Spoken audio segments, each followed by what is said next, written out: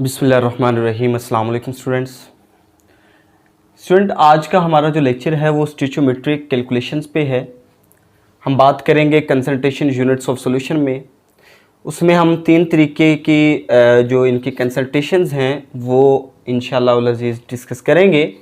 सबसे पहले मोलैरिटी है, परसेंटेज कंपोजिशन है, मोल फ्रैक्शन है। लेकिन सबसे पहले स्टूडेंट बात कर लेते हैं कि स्टिचोमेट्री क्या चीज़ है।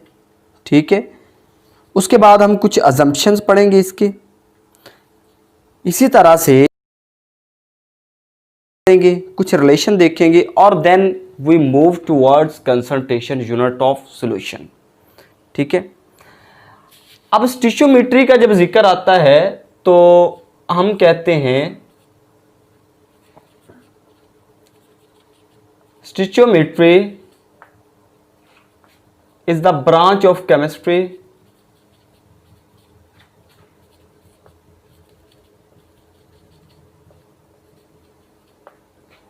which deals with the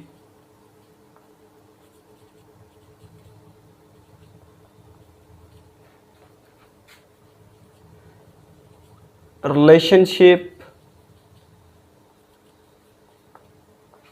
between reactants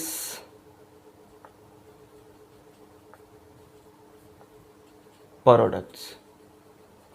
ठीक है, ये कैसी ब्रांच है केमिस्ट्री की जो रिएक्टेंट्स और प्रोडक्ट्स की कंसंट्रेशन के दरमियान में रिलेशन को जो है वो डिफाइन करती है।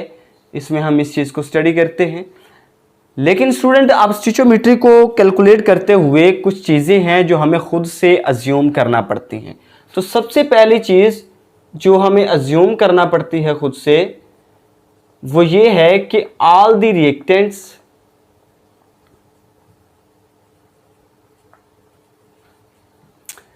Converted to products. ठीक है, पहली चीज हमें यह फर्ज करना पड़ती है कि जितने भी रिएक्टेंट्स हमने लिए थे सारे के सारे प्रोडक्ट्स में कन्वर्ट हो चुके हैं। और दूसरी बात जो हमें फर्ज करना पड़ती है वो ये करना पड़ती है कि no side reaction occur, no side reaction occur, मतलब जो चीज हम बना रहे हैं वही बनेगी, इसके अलावा कोई चीज और नहीं बनेगी। स्टूडेंट, वो कौन सी चीजें हैं जो कि इसमें आमतौर पे इस्तेमाल होती हैं? तो सबसे पहले हम बात कर लेते हैं नंबर ऑफ मोल्स की। ठीक है, नंबर ऑफ मोल्स इससे रिलेट करते हैं। फिर एवोगैड्रोस नंबर है, ये हमने बड़ी तफसील से पढ़ा हुआ है। इसी तरीके से थर्ड वन पे आ जाता है मॉलिक्यूलर मास, मोलर मास या फार्मूला मास। ठीक है, ये आ जाती है। अब चंद एक रिलेशनशिप हैं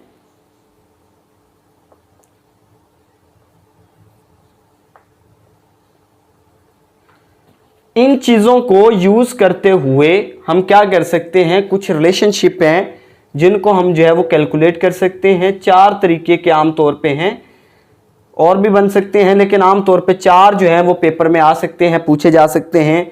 मैस मैस रिलेशनशिप है। ठीक है,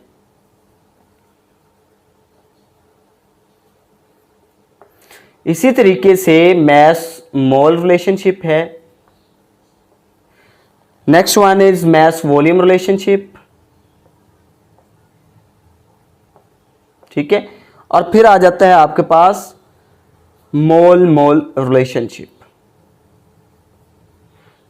स्टूडेंट, इससे क्या है कि एक चीज का मास मालूम है हमें दूसरे का मास मालूम कर सकते हैं। एक का मास मालूम है दूसरे के मोल, या एक के मोल मालूम है दूसरे का मास।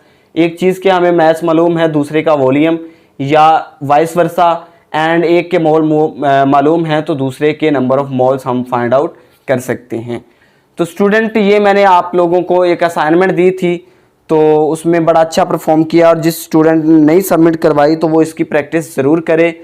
तो अब इसको हम अप्लाई भी कर सकते हैं, लेकिन चूँकि हमें मेन टॉपिक की तरफ बढ़ना है तो एक मैं छोटी सी एग्जांपल आप लोगों को दे देता हूँ।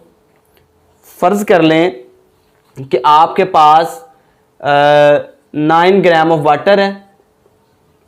ठीक है जी। तो आपने क्या करना है, इसके नंबर ऑफ मोल्स फाइंड करने हैं। ठीक है, 9 ग्राम ऑफ वाटर है तो नंबर ऑफ मोल्स हमने फाइंड करने हैं, यानी कि ये मैं बात कर रहा हूं मैस की, ठीक है, और ये मैं बात कर रहा हूं मोल्स की, यानी कि ये वाला रिलेशनशिप जो है इसको मैं डिस्कस कर देता हूं जस्ट फॉर एग्जांपल। तो स्टूडेंट जस्ट आपको क्या करना होगा, सबसे पहले चूंकि वाटर का जिक्र हो रहा है तो आपको मोलर मैस वाटर का फाइंड करना होगा। Molar mass of water is equal to 18 gram per mole. ये आपको पता है कैसे हम इसको कैलकुलेट करते हैं। ठीक है, 2 हाइड्रोजन है और 16 जो है वो ऑक्सीजन का मैस होता है, तो 2 और 16 कितने हो गए जी, 18 हो गए। अब हमने नंबर ऑफ मोल्स वाला फार्मूला अप्लाई करना है। Number of moles is equal to mass, जिसे हम गिवन मैस भी कहते हैं आमतौर पे, बाय मोलर मैस। ठीक है जी। अब गिवन मैस आपके पास 9 है और मोलर मैस आपके पास 18 है, तो जब इसको हम कैलकुलेट करेंगे तो 0.5 मोल्स जो हैं ये आ जाएंगे। तो इस तरीके से ये नंबर ऑफ मोल्स हमने फाइंड आउट कर लिए। किसी भी चीज़ के मैस को अगर दिया गया है तो मोल मालूम कर सकते हैं, या मोल दिए गए हैं तो मैस मालूम कर सकते हैं। इस रिलेशनशिप को मैंने डिस्कस कर दिया, बाकी को आपने करने की कोशिश करनी है। मुख्तलिफ फार्मूलाज हैं, मोल का तो यही आ जाएगा, मैस का भी यही आ जाएगा। मैस वॉल्यूम का, वॉल्यूम आपको पता है कि किस चीज़ के बराबर होता है और इसका फार्मूला भी आपने पढ़ा हुआ है, density is equal to mass by volume.